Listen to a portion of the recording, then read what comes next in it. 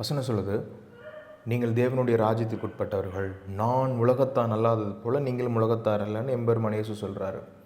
நம்ம இந்த வேதத்துலேருந்து பார்க்கணும் அப்படின்னா, நோவாவுடைய நாட்களில் பேழைக்குள்ளே பிரவேசித்தவங்களுக்கும் பேழைக்கு வெளியே இருக்கிறவங்களுக்கும் ஒரு வித்தியாசத்தை காமிச்சார். பேழைக்கு உள்ளே இருந்தவங்க காப்பாற்றப்பட்டாங்க, பேழைக்கு வெளியே இருந்தவங்க அழிக்கப்பட்டாங்க. வசனம் 1 பேதுரு 3:20 இந்த கடைசி ஸ்டான்ஸ் சொல்லுது, சிலராகி 8 பேர் மாத்திரம் பேழையில் பிரவேசித்து ஜலத்தினாலே காக்கப்பட்டார்கள். ஒரே ஜலந்தாங்க, ஒருத்தனுக்கு அழிவை கொடுக்குது, ஒருத்தனுக்கு வாழ்வை கொடுக்குது. ஆமீன். இப்படி ஜலத்தினாலே காக்கப்பட்டார்கள். ஆனால் பேழைக்கு வெளியே இருந்தவங்க ஜலத்தினாலே தாக்கப்பட்டார்கள். ஆமீன். ராஜ்யத்திற்கு உள்ளே இருக்கிறவங்க காக்கப்படுறாங்க, ராஜ்யத்திற்கு வெளியே இருக்கிறவங்க தாக்கப்படுறாங்க. அதுதான் நமக்குள்ளே இருக்கிற வித்தியாசம். ஆமீன்.